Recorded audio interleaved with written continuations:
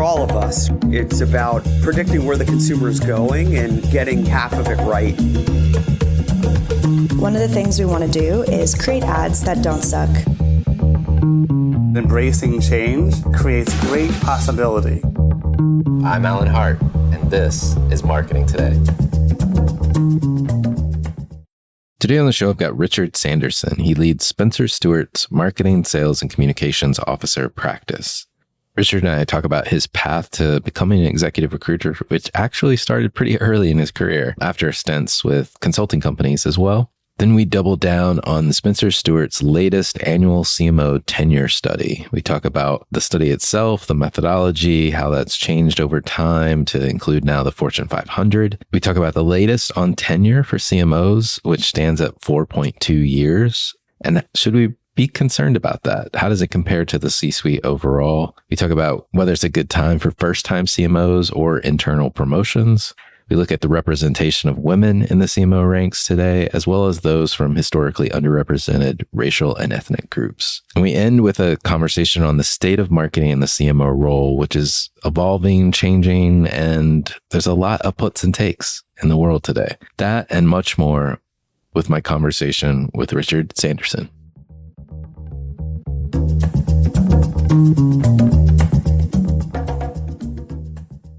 Well, Richard, welcome to the show. Thank you. Thanks for having me.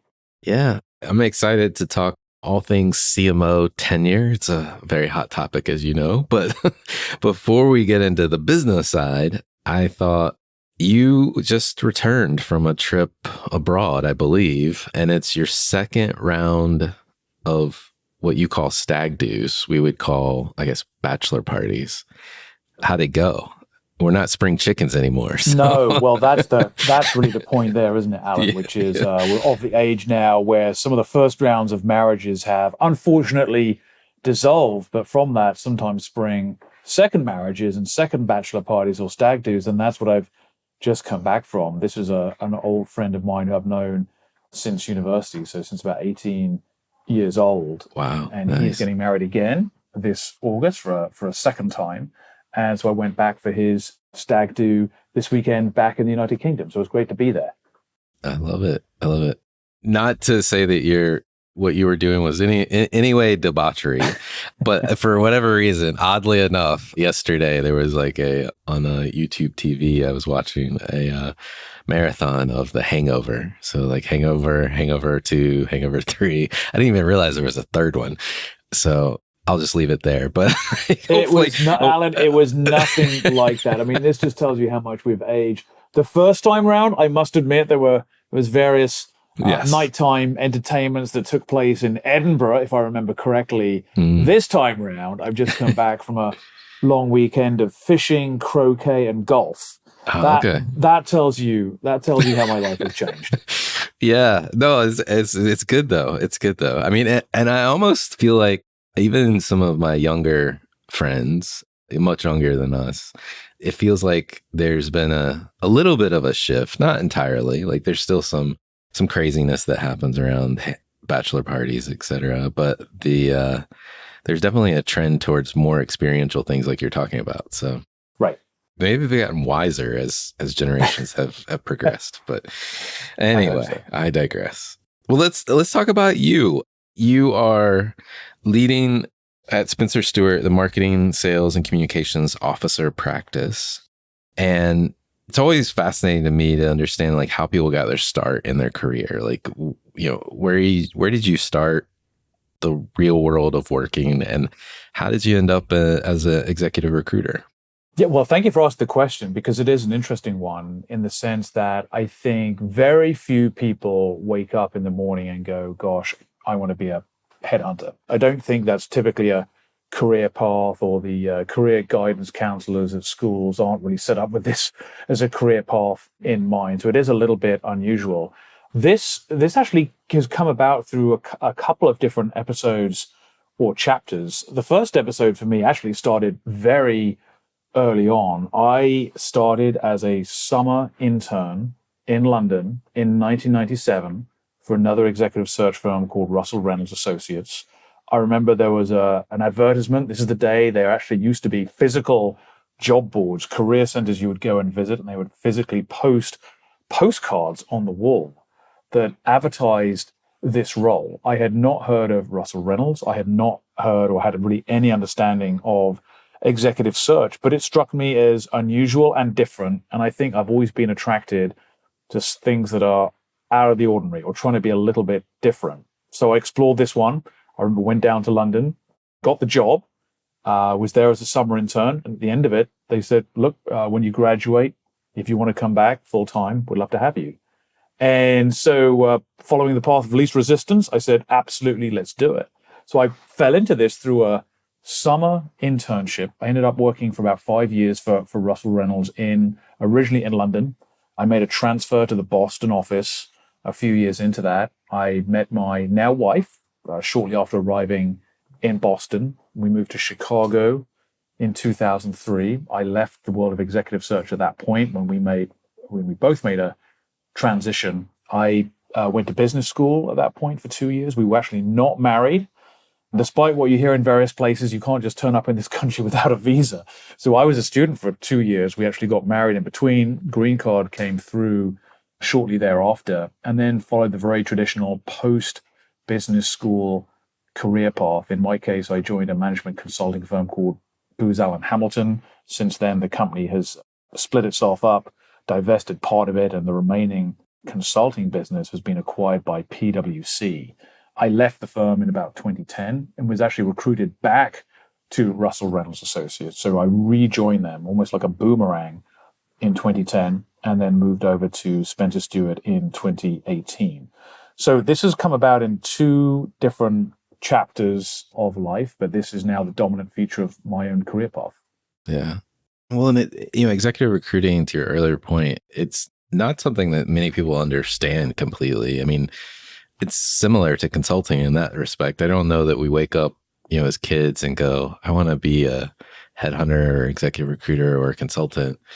I don't even think we know what those are, right? We think of like, well, I want to be a fireman or an astronaut or a doctor or something like that. And so it's always fascinating to see how you stumbled upon it. So thanks for sharing your story. I appreciate it. Sure, of course. Well, you at Spencer Stuart do an annual CMO tenure study. You've recently released the latest edition of that.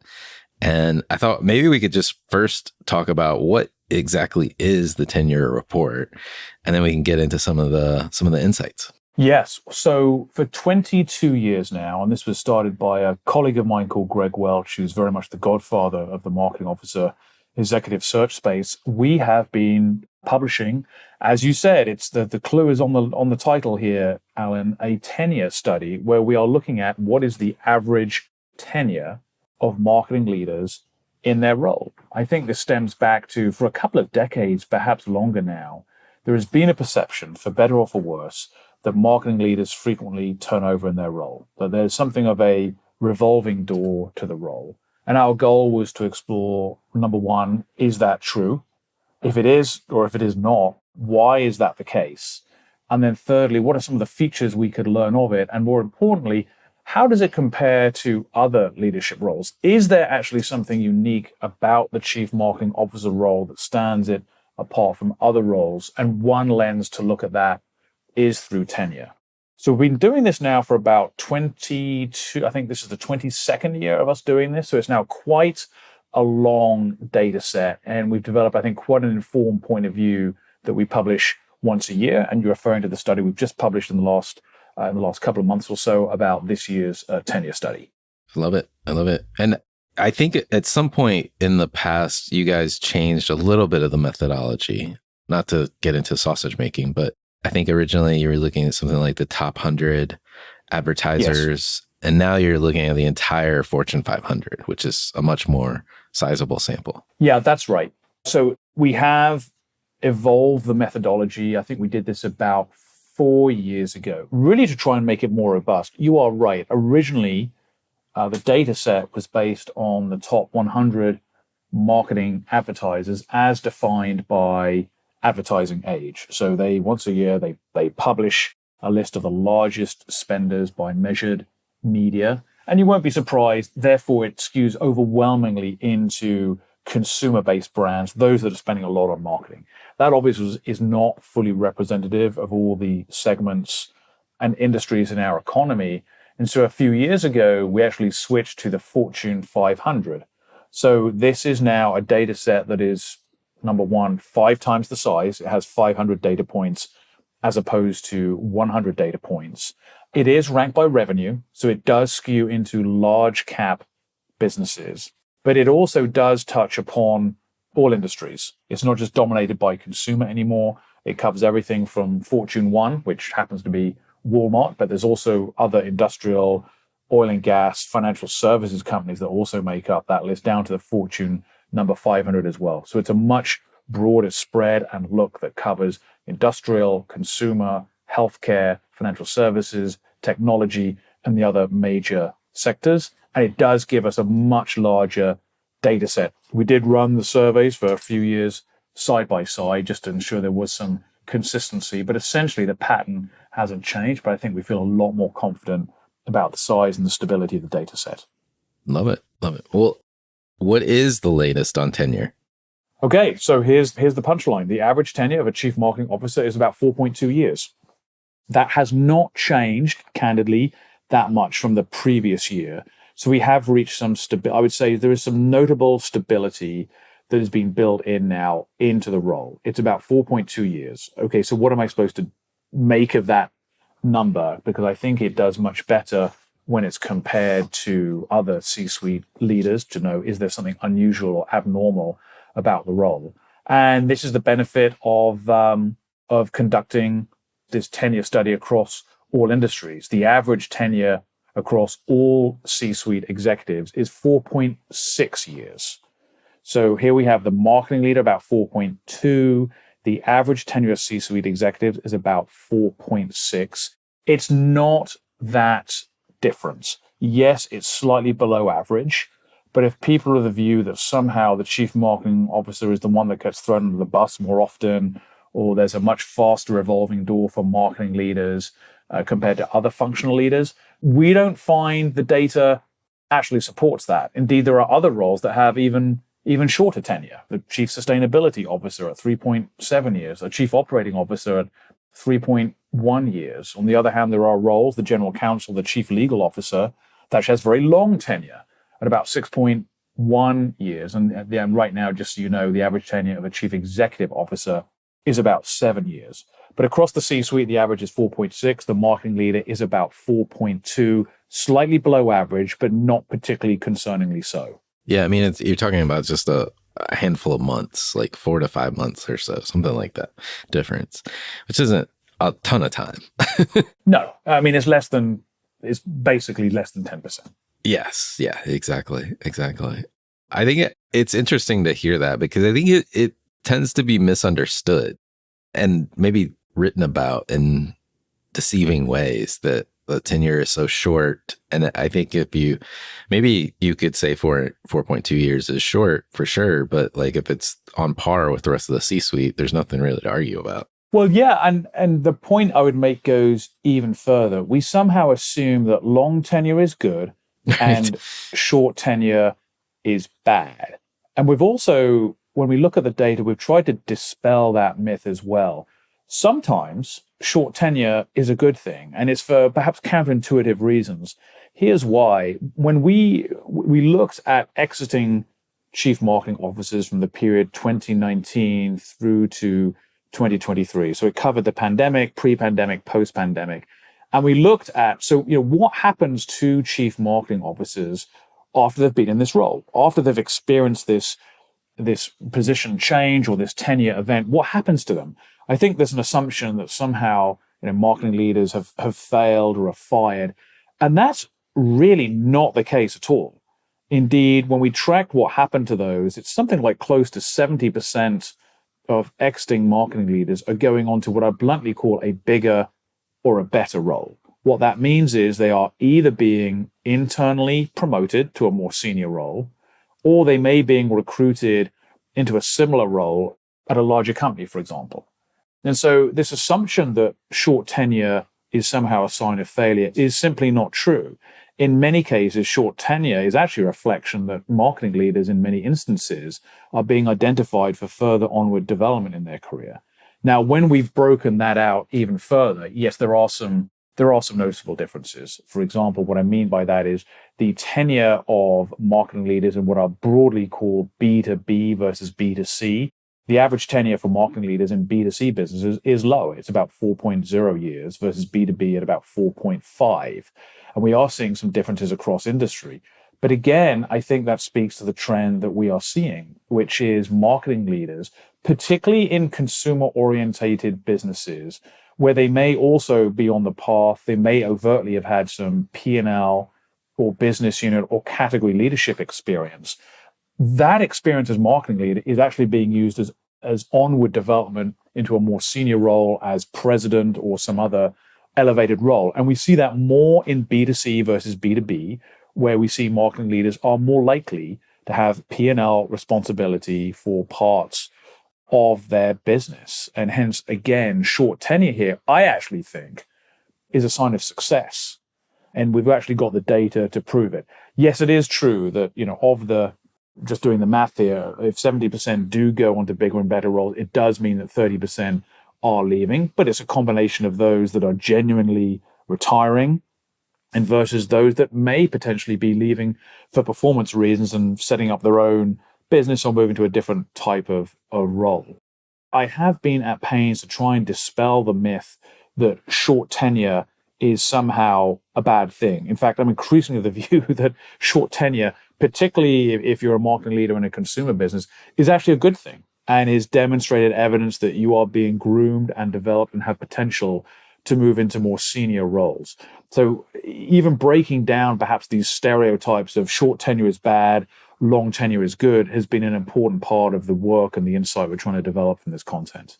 I love it. Well, what about first-time CMOs or internal promotions? Is it a good time for people looking to be a first-time CMO? Yeah, we have. So yes, it is. So you bring up a couple of interesting topics there. One is, what is the percentage of when you're promoted into the chief marketing officer role? Is it your first time, or have you been a CMO before in another business? And you brought up a second topic, which is around really external hires. So what is the percent of marketing leaders that are recruited externally versus promoted internally?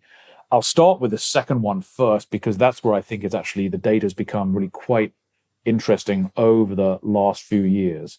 We have seen now, post-COVID, a shrinking percentage of external hires into the CMO role. Now, it's not huge, but we've gone from, in 2021, we saw about 48% of marketing leaders were externally hired into their role. In the latest data from 2023, it's down to about 42%. What that means is we are seeing more internal promotions. And what we're also seeing, which also does please me, is there appears to be, and I think this is an extension of that insight, there is better succession planning going on for the CMO role. I have often challenged some marketing leaders around, look, if you were run over by the metaphorical bus tomorrow, do you have an obvious successor to take over from you? In many instances, that question has been, no, I'm not sure I feel confident, or more importantly, my chief executive officer or my chief HR officer doesn't have confidence in that. But we are now seeing a clear trend over the last few years that companies are more comfortable promoting from within into the top marketing role in their company. Great for the companies, you could say. Perhaps not so good for us at Spencer Stuart, you could argue.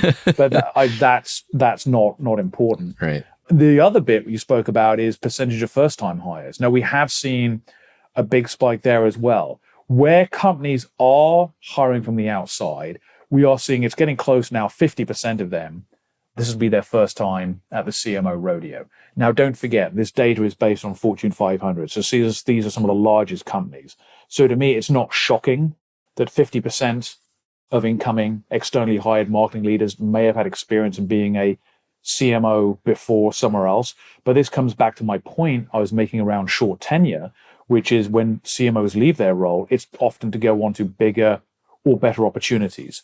So I do see all the data ticking and tying pretty well together. But I think the messages to take away is short tenure is not a bad thing.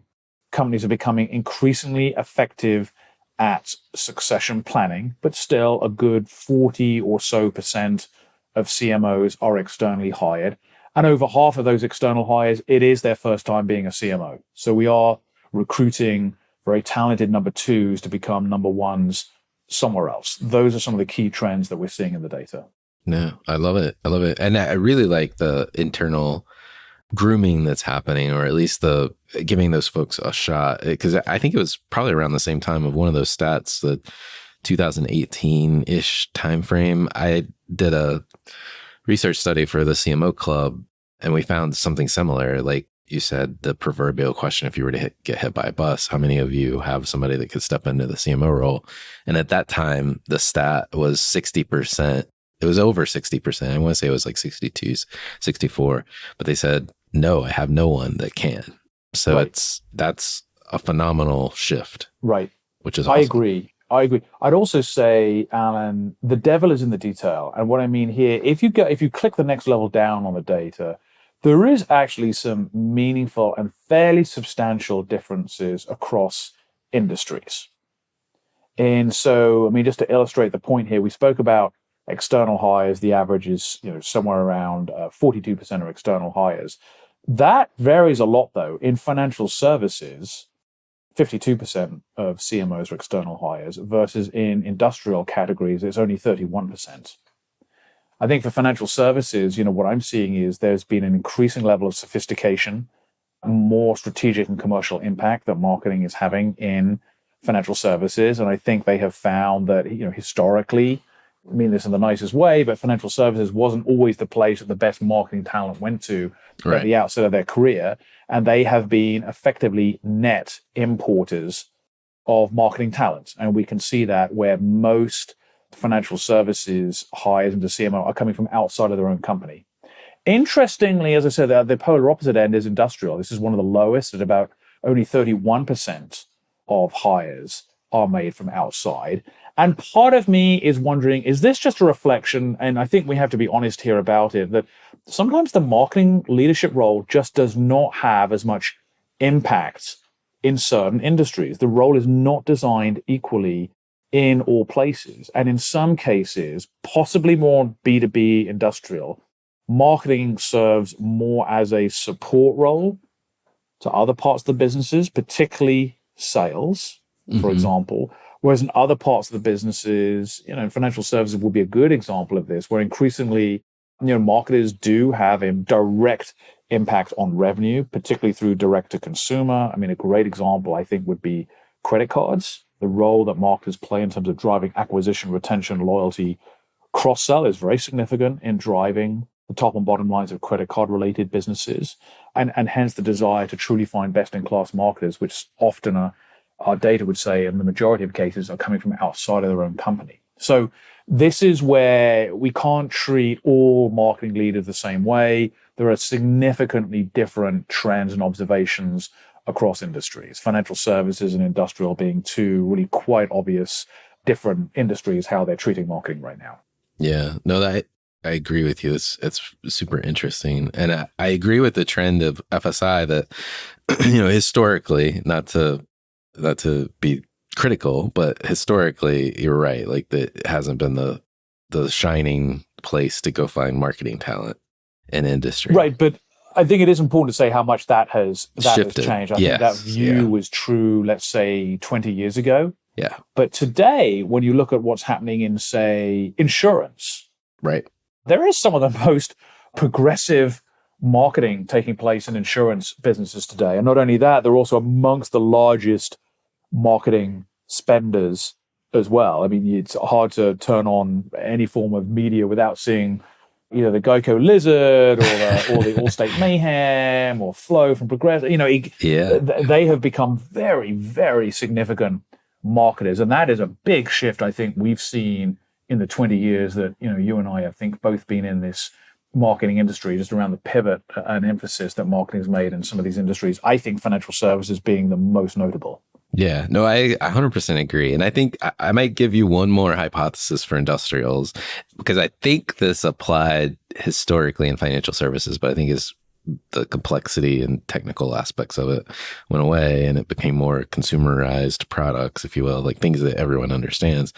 I think in the industrial sector, there might be a technical piece to think about as well. I agree with your support role in that they're there to kind of help the channel in whatever way that they sell or go to market, like whether it's direct sales or other channel partners, et cetera.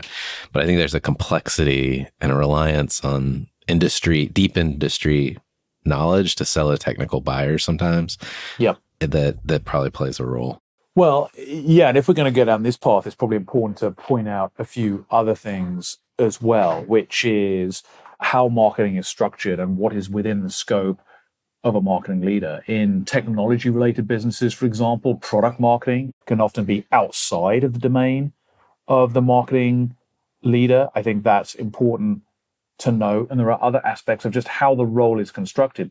The statistic that actually often surprises people when I share it with them is it's something around, we've spoken a lot here about the Fortune 500. Within the Fortune 500, Alan, something like 25% of Fortune 500 companies don't even have a chief marketing officer.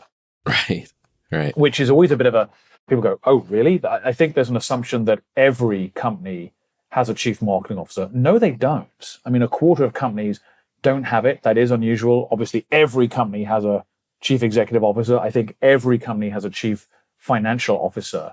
But chief marketing officer is actually the one that is a somewhat subjective role. Now, we may come on and talk about structural issues a little bit later during the course of this conversation, but don't forget, I often say there's 25% of Fortune 500 companies don't even have the marketing role to start with. That's crazy. Especially for somebody that runs a marketing podcast. Right. So we may come back to that because we'll talk about the role and maybe a little bit more and how it's evolving. But before we move on, I want to ask you a couple of questions about representation within the CMO ranks. So let's start with women. Where are women today in the CMO ranks? Well, the good news is we have reached gender diversity. So right now, 50%, exactly half of Fortune 500 chief marketing officers are women. That number has been steadily increasing. Just the previous year, it was 47%, and it was a mid-40s number. We have seen a continual, slow but gentle upward increase in this. And we have now reached gender. I'm glad to say that we have now reached gender parity in marketing leadership. We're not the only industry that's been there, by the way. Chief HR officers is somewhere around 70%. Chief communications officers is 64%, and so on. So we are certainly not the only function to get to parity, but we are there now. I love that. And I honestly think I don't know, it's my small sample, but like it feels like it's more women coming.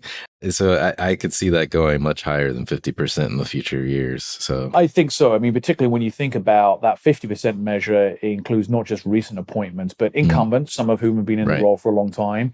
They will retire. I think you're going to see that number very quickly hit 55 and even potentially go through 60% in the next few years. There's no doubt that's the way the trend is going. Yeah, no, I love that. Well, what about folks from underrepresented, either racial or ethnic groups as CMOs? Here, the news is not so good. And indeed, you could actually argue we're not making much progress at all. We have plateaued at around the low teens. Indeed, the number for chief marketing officers in 2023, about 12% of Fortune 500 CMOs are from historically underrepresented groups. That compares to, again, if you remember, the beauty of doing this is we can look at this across all C-suite roles. The average across the C-suite is 16%. So look, let's be honest, it's not high overall.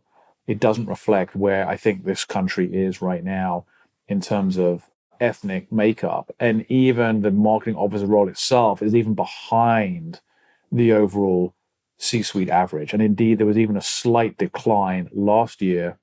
That number was 14%. So we're even right now seeing a little bit of slippage and going backwards. So I still think work to be done on that front. Yeah, definitely. That's concerning. Something for us to keep our eye on, make sure we're creating opportunities for everyone, not just the people that are in the roles today. Interesting. Let's circle back to the state of marketing and the CMO role. We've talked about, I mean, it is like no other, in my opinion, like no other role in the C-suite, and that almost everyone is a unique snowflake. Right. How do you see this evolving or changing going forward? Yep. So this is, we do appear to be in a state of almost permanent change. I mean, first of all, just a recognition, just to finish off the turnover point and how that, I think, feeds into the evolution point. I do think the chief marketing officer role is a very hard job. There is no consistent definition of what a CMO does. There's no consistent definitions of success. Those metrics, where they do exist, are often highly ambiguous. And I think the marketing leadership role is the one job in the C-suite that every other member of the C-suite thinks they can do.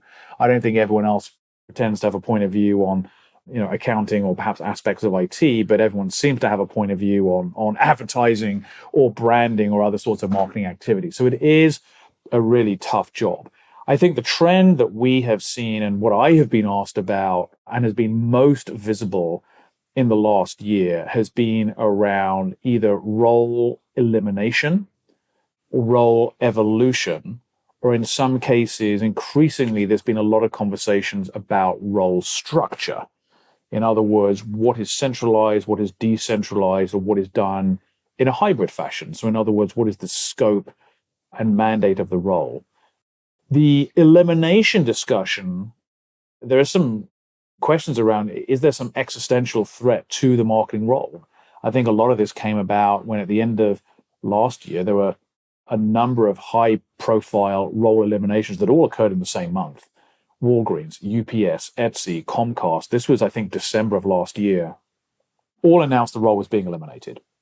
And this created, I think, a lot of concern. I know there was a lot of headlines generated in the marketing-related press, the sort of the woe is me type approach to this, is the world coming to an end? There were other instances where we saw the role was maintained, but it may have been slimmed down. I think that was certainly the case from the scope of role, for example, at Verizon. But I think we're also seeing what gets taken away with one hand gets given with the other hand. I mean, this year we have seen centralized CMO role creations. Citibank, for example, has created a global chief marketing officer for the first time. They've historically had a more decentralized marketing structure across business units and a chief brand officer, but now they've formally moved to a global chief marketing officer. I saw the Gap has restored the role as well recently in one of their appointments. So, we are seeing a lot of change in that front. I think the most interesting aspects here are how the role in some cases is evolving. And we are seeing another wave of chief growth officers, chief customer officers, chief revenue officers, chief experience officers, call them what you will. But it is a reflection, I think, of the breadth, complexity, and the increasing specialization that's required from modern marketing leadership. I think we take a much broader lens now on what the CMO role has become. I think it's become incredibly complex over the last 10 years.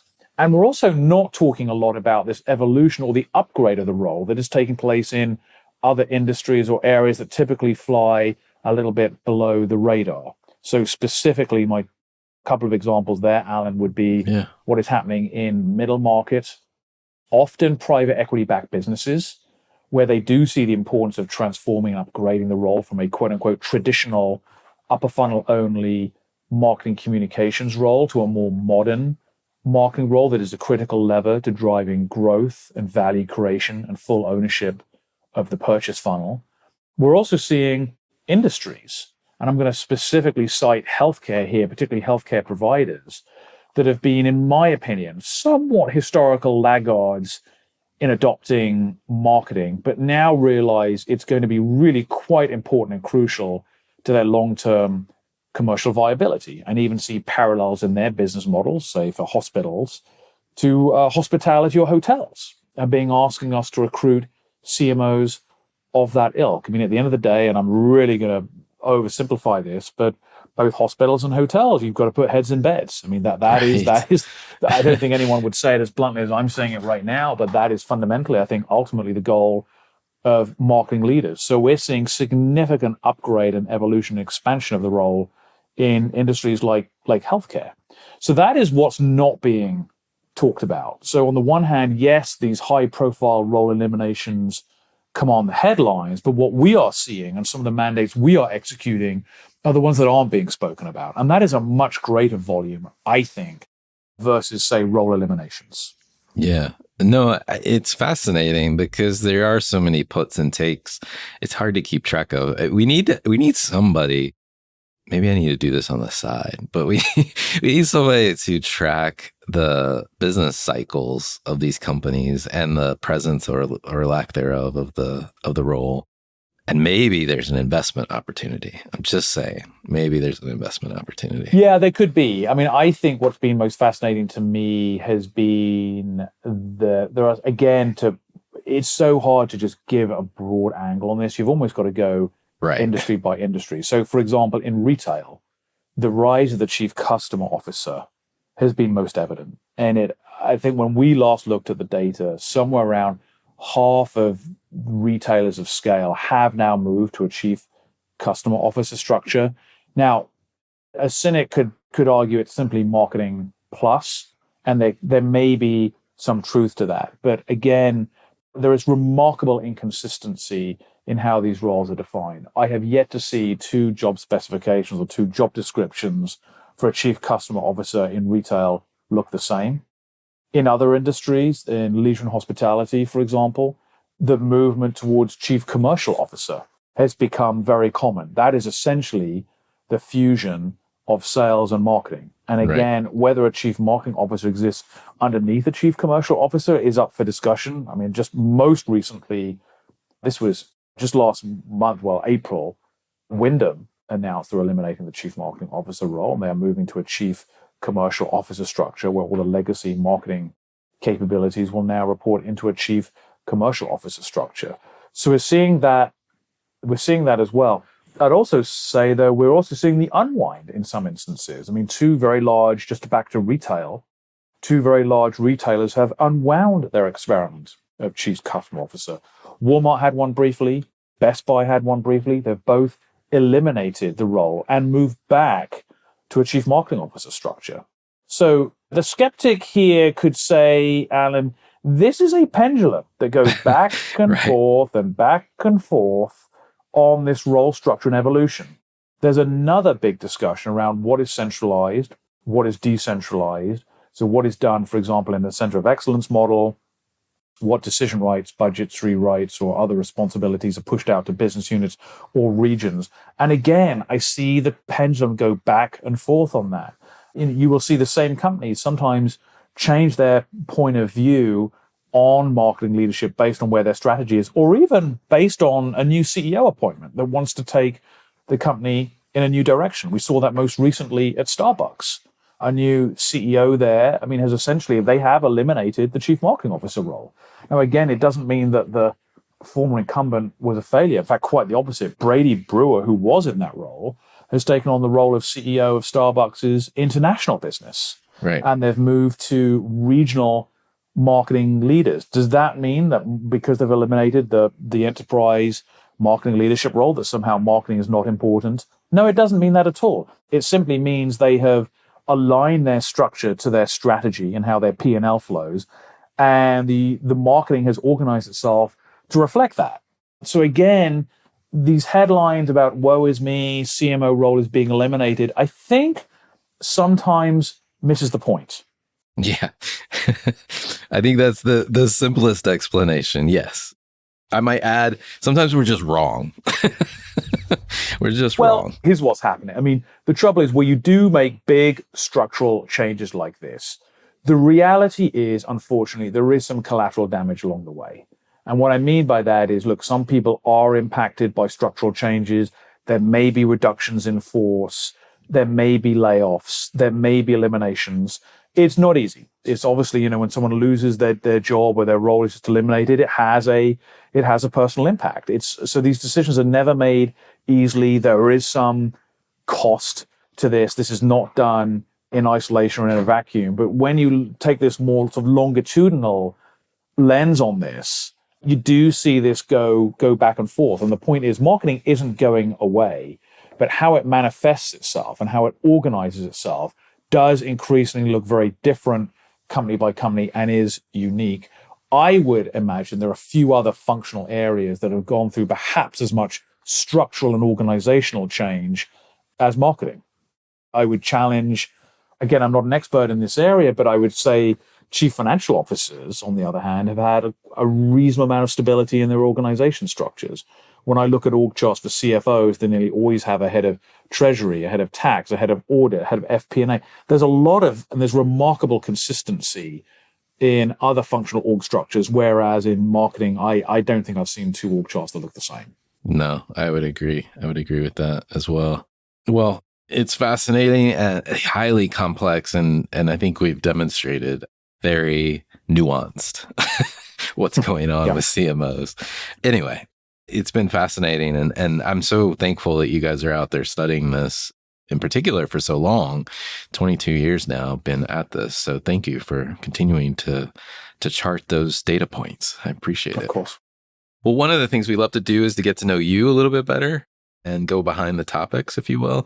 So my favorite question to ask everyone that comes on the show is, has there been an experience of your past that defines and makes up who you are today? Yeah, I think so.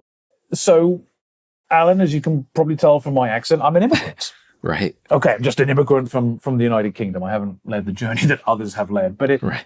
When I turned up in this country, I think I was 24, and I turned up with just a backpack. And didn't have the foundation of, had no family here, no prior connections, no relationships, no nothing. And there is this sense, I think I still have a little bit of it today, of being a bit of a scrappy striver. There isn't some fallback plan or fallback relationships or extended family here that I can lean into. I think what I'm trying to do is, I think that experience, it means, try to avoid bad things. I've tried not to be complacent, but this sense of, this sort of immigrant, sleeves rolled up kind of mentality, I think has been a defining feature, at least for me, for the last, it's been over 20 years. I'm now become a US citizen, but certainly I do think that's been a sense of that sort of lack of, if you like, sort of security has always been something that's driven me forward. Yeah, no, it always makes me think of the Hamilton song where they talk about immigrants because we get the job done. Right. I think there's a lot of truth in that. Right. No, that's awesome. Well, what advice would you give your younger self if you're starting this journey all over again? Well, I think what I've come to learn in the work that I do, Alan, is reputation, relationships, networks, connections matter a lot, more than you might think and realize. And certainly when you're sort of just coming into your career in your 20s, you probably maybe don't think about relationship as much as you do later in your career. I think at the outset of your career, what is often valued is sometimes just sheer IQ or horsepower or willingness to work hard. I think later in our career, we realize it's not about being the smartest person in the room anymore. It's more about the EQ and the relationship side. And that evolution takes place in our career for people at different stages. But what it really does mean that if I was to almost sort of look back in time or give advice to younger folks entering their career, it is, treat others as you would want to be treated yourself. Your reputation is the most important thing that I think you carry with you through your career. It's also the single hardest thing to change. You can't just go on a course, take some learning and development course from your HR team and suddenly change your reputation. It doesn't work that way. And yet I think, in the hiring process, I can always see us being asked by our clients or them doing their own back channel referencing, what do we know about this person? How is this person thought of? What are they like in the workplace? It's your reputation that matters. And so, as I said, I think relationships, trust, networking, connections, they matter more than you realize. And if there's any advice I could give to either my younger self, if I was to relive my career, or those entering their career now, it's do think about that side of your life, perhaps more so than you have done before now. Yeah, no, I would wholeheartedly agree on both fronts, the relationship and the reputation side. And I got lucky, to be honest, that in my MBA program, the second year, I believe it was second year, maybe it was first year, end of the first probably, we had a speaker come in. You may know this person, but Keith Ferrazzi, who wrote the book, Never Eat Alone, ended up later, flash forward many years later, I worked with Keith. But like at the moment, he was describing this concept of never eating alone and what this relationship building actually look like when it's done well, not what we think of, which is, somebody standing at a cocktail party with a stack of business cards. And it forever changed my approach, but also from that point forward have tried to build stronger, deeper relationships and maintain them over the years, which is the maintaining part is the really hard part. But I think it translates, especially as you advance through your career. I think probably the last 4 or 5 positions that I have held professionally have all been through that network. I think 0, maybe I had to fill out an online application at some point, but like 0 started that way. And that was the only way that it ever happened, right? Right. It was those relationships and getting the pull through, if you will. So exactly. 100% agree.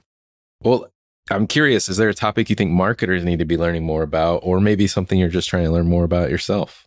Okay, I'm not going to say AI. I'm sure everyone you talk to says AI. I mean, it is the topic du jour, so I'm not going to say that. I think it maybe comes back to a topic we'd spoken about earlier, which is just how broad marketing has become. And that is, I'm increasingly feeling that a marketer needs to be a bit of a jack of all trades. And so when you say, what is the one topic marketers need to learn more about, it's really a recognition or an understanding that a modern marketing leader is now expected to be everything from a brand visionary, product marketing guru, through to a data scientist, a marketing technology expert, and a life cycle marketing genius. This is a really tough job. And I mean, we're increasingly being asked to find the purple unicorn or the purple squirrel, call it what you will, around someone who is all of the above. So if I was to say, is there one topic that marketers need to learn more about? I mean, it is to constantly challenge themselves around who am I, what have I become, what swim lane have I grown up in, what are areas that are continuing to grow and develop, and how do I push myself in my career? Because even if you're not judging yourself, I can assure you people like me and others, particularly our clients, are judging you for what you have done, what you have learned, and what you have become. Great advice. Well, are there any trends or subcultures that you follow you think other people should take notice of? I mean, the thing to me that has become fascinating over the last few years, and I think has become a big deal and a potentially huge minefield for marketing leaders, is the ongoing politicization of brands. I mean, look, obviously, I think it was last year, AB InBev had 2 executives that were placed on leave following a pushback on a campaign with Bud Light, where they engaged in a collaboration with a transgender activist, and that caused a lot of pushback on that brand. I mean, I think when you and there've been various interviews around that. I mean, when you listen to it, it's fully understandable why they did that. But the point is, it goes back to before then. I mean, I remember, I think the first time we really started talking about or looking at brands through a political lens and the impact it could have on their business was when Colin Kaepernick took a knee, if you remember that. And that's right. And Nike had put a lot of capital behind that, and to their credit, continued to support him despite significant blowback. And now I feel there is this aspect where marketing leaders now need to think about what are the social or political implications of brand segmentation and their positioning. Now, maybe there's always been an element of that, but the way in this sort of echo chamber of social media that this can be taken and expanded, I mean, this is a whole new area, I think, that marketing leaders, particularly for those on consumer brands, are having to think about. And I'm going to be fascinated to see how this evolves over the next few years. Does it mean that brands become very generic or vanilla in trying to avoid any controversy, or do they take a different view? Or even to what extent do companies even control their brands anymore in a world where I think consumers increasingly want to be part of the brand conversation and shaping what the brand stands for itself? I think we're entering a really new, interesting, highly collaborative, but also political era of brands that marketing leaders are going to have to navigate. And I think we're going to see that play out over the next few years. I don't think the culture wars are going away anytime soon. And this will just become elevated to a new level.